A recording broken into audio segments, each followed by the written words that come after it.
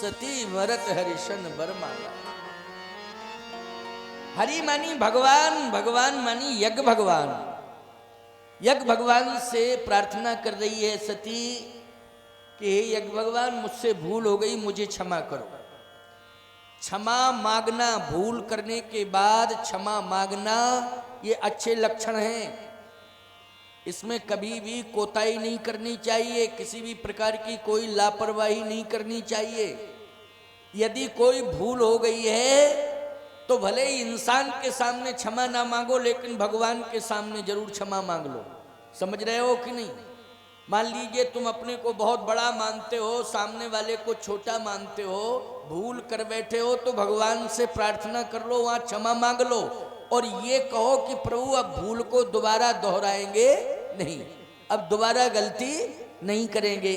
अच्छा बोलो भैया, छोटे व्यक्ति के सामने अगर आप क्षमा नहीं मांग सकते हो तो भगवान के सामने मांग सकते हो कि नहीं? बोलो। अब भगवान के सामने भी नहीं मांग सकते हो तो मरो और जो तुम्हें दिखाई दे सो करो। भगवान के सामने क्षमा मांग लो भैया, प्रार्थना करो। ये जरूर कहो कि प्रभु अब मेरी प्रार्थना है आपसे कि दोबारा मुझसे गलती ना हो, ऐसी मुझे सद्बुद्धि दे दो, ऐसी मुझे सद्बुद्धि दो कि दोबारा मुझसे गलती ना हो। सती ने भगवान से प्रार्थना, यज्ञ भगवान से। यज्ञ भगवान ने कहा कि दोबारा गलती तो नहीं करोगी? सती कहती है कभी नहीं करूंगी। चलो माफ करते हैं। तो कह रही है माफ तो करें, लेकिन कृपा करें कि भगवान शंकर ही मुझे मिले पति के रूप में, और कोई नहीं। अरे पति तो बाद में मिलेगा, पहले पिता मिलेगा, पति बाद में मिलेगा। पति पति कह रही है, पिता की बात तो कर नहीं रही है। अच्छा एक बात बताओ, जन्म जब होता है तो पहले पिता मिलता है कि पति मिलता है? बोलो। पिता मिलता है कि नहीं मिलता है? तो जन्म जन्म शिव पद अनुरागा, यज्ञ भगवान ने कहा तू पति की बात कर रही है लेकिन पिता की बात क्यों नहीं कर रही है? तो सती कहती है कि ये पिता ना मिले जिसने मेरी विडंबना करा दी। ऐसा पिता नहीं चाहिए, दक्ष प्रजापति जैसा पिता नहीं चाहिए, दक्ष जैसा पिता नहीं चाहिए। समझ गए हो ना? अब सोचो जरा, विचार करना, दोषी किसे ठहरा रही है? अपने पति को दोषी नहीं ठहरा रही है, अपने पिता को दोषी ठहरा रही है। माताओं, शिक्षा मिल रही है। और जितने भी पिता यहां बैठे हैं उनको भी मैं सचेत कर रहा हूं, अपनी संतान को जन्म के बाद से ही संस्कार देना शुरू करना, संस्कार देना। यदि संतान को तुमने संस्कार दे दिया तो संपत्ति देने की जरूरत नहीं पड़ेगी। तुम्हारा पुत्र ही इतना प्रभावशाली हो जाएगा संस्कारों के बल पर कि उसके सामने न जाने कितनी संपत्ति आ जाएगी, कल्पना से परे होगी, जो इतना धनवान आपका पुत्र होगा। क्योंकि संस्कारवान के पास ही लक्ष्मी टिकती है। आप कहो महाराज उनके पास बहुत लक्ष्मी है, जो लोग संस्कारहीन हैं, बड़ी संपत्ति है, हम लोग तो देख रहे हैं, हम लोग तो अच्छा काम कर रहे हैं, उतनी संपत्ति नहीं है। लेकिन जो लोग निरंतर गलत कामों में लगे हैं उनके पास बहुत धन है, बहुत संपत्ति है। याद रखना, संपत्ति के दो वाहन हैं, एक तो उल्लू और दूसरा गरुड़। क्योंकि लक्ष्मी जी किसकी पत्नी है? बोलो। भगवान विष्णु की हैं कि नहीं? अच्छा एक बात बताओ, पति के वाहन पर पत्नी को बैठने का अधिकार है कि नहीं? पहले ये बताओ। तुम्हारे पास गाड़ियां हैं, तुम अपनी पत्नी को बिठाते हो कि नहीं बिठाते हो? बिठाते हो। क्यों भाई? उसका अधिकार है। अगर भगवान विष्णु का वाहन, नारायण का वाहन गरुड़ है, तो ईमानदारी से बताओ लक्ष्मी जी को बैठने का अधिकार है कि नहीं? जो सदाचारी होते हैं वो नारायण का स्मरण करते हैं, और जब नारायण का स्मरण करते हैं तो नारायण गरुड़ पर बैठ करके जैसे ही चलने लगते हैं तो लक्ष्मी जी कहती हैं कि कहां जा रहे हो? तो भगवान विष्णु कहते हैं भक्त के पास जा रहा हूं, लेकिन ये बताओ लौट के आओगे कि नहीं। भगवान विष्णु कहते हैं उसके उपासना के बंधन में मैं बंध जाऊंगा, जब वो बंधन से मुक्त करेगा तभी मैं वापस होऊंगा, वरना उसी के पास जब वो वापस करेगा तब मैं आऊंगा, वैसे नहीं आ सकता हूं, क्योंकि उसने हमारी अनन्य भक्ति की है। तो लक्ष्मी जी कहती हैं कि अब मैं भी आपके साथ चलूंगी। समझ में आई बात कि नहीं? लक्ष्मी जी कहती हैं अब मैं भी आपके साथ चलूंगी, क्योंकि शायद उस भक्त ने आपको उपासना के बंधन में बांध लिया, भक्ति के बंधन में बांध लिया, तो मैं अकेले कैसे रहूंगी, इसलिए मैं आपके साथ चलूंगी। तो गरुड़ पर बैठ करके लक्ष्मी जी नारायण के साथ आती हैं। समझ में आई बात कि नहीं? अब तुम्हें कौन सी लक्ष्मी चाहिए? सदाचारी के पास गरुड़ वाहिनी लक्ष्मी है, और गरुड़ वाहिनी लक्ष्मी का मतलब है लक्ष्मी नारायण दोनों हैं। बोलो है कि नहीं?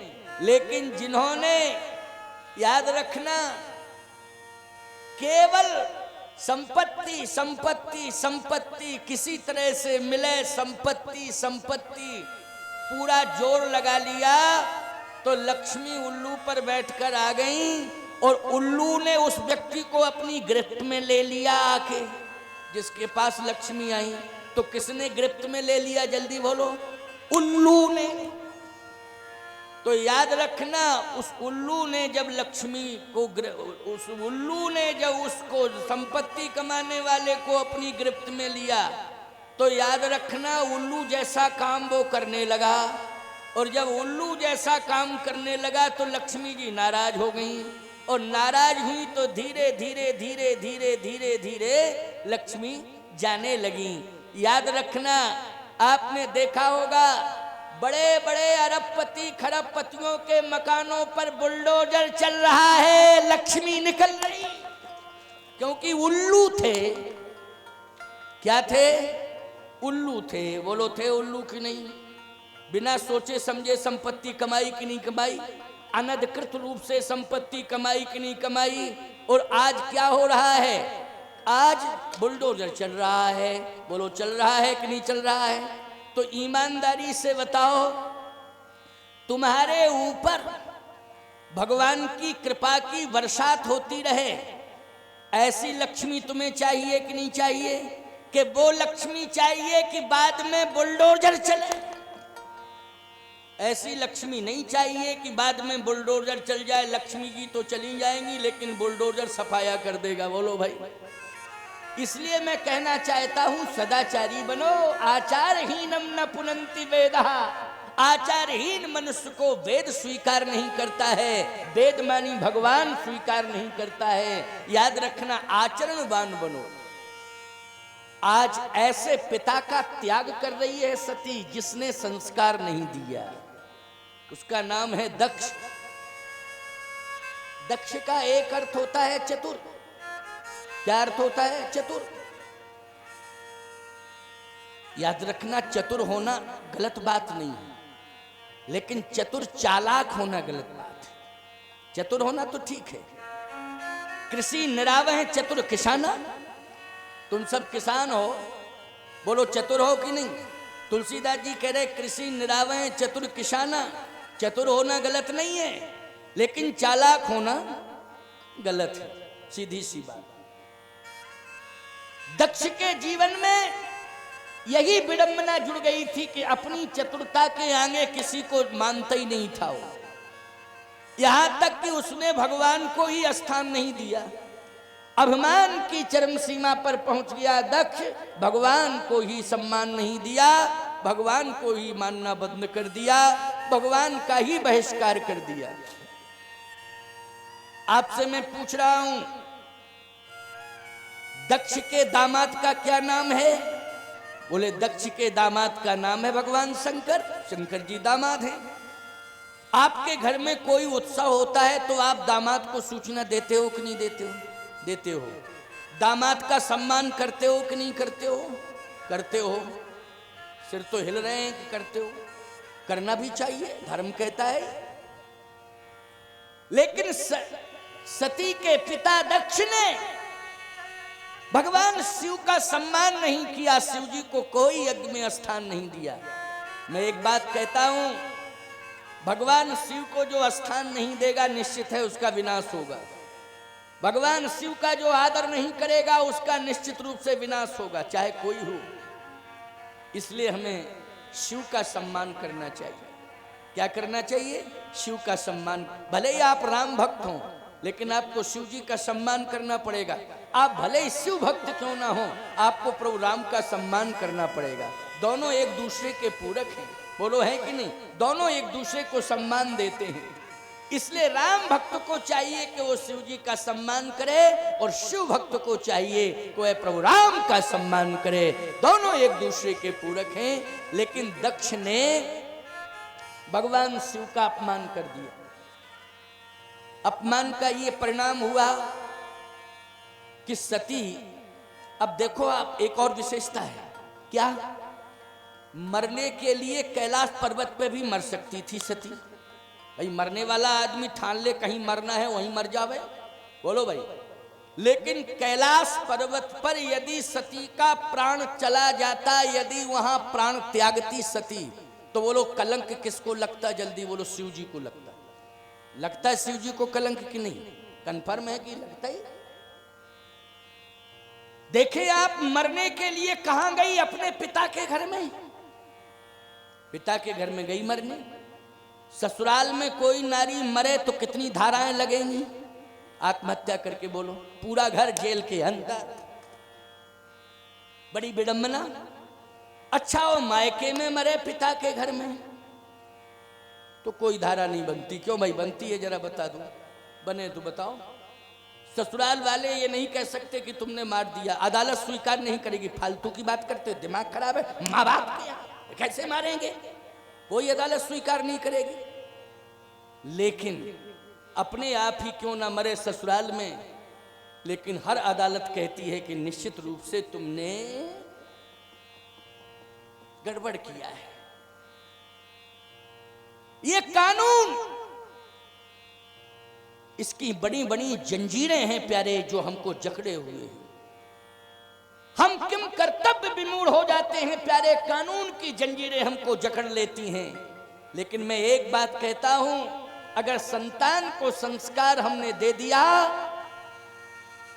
तो ये कानून की जंजीरें हमसे कोसों दूर रहेंगी। बोलो रहेंगी कि नहीं रहेंगी? कोसों दूर रहेंगी, अगर हमने अपनी संतान को संस्कार दे दिया।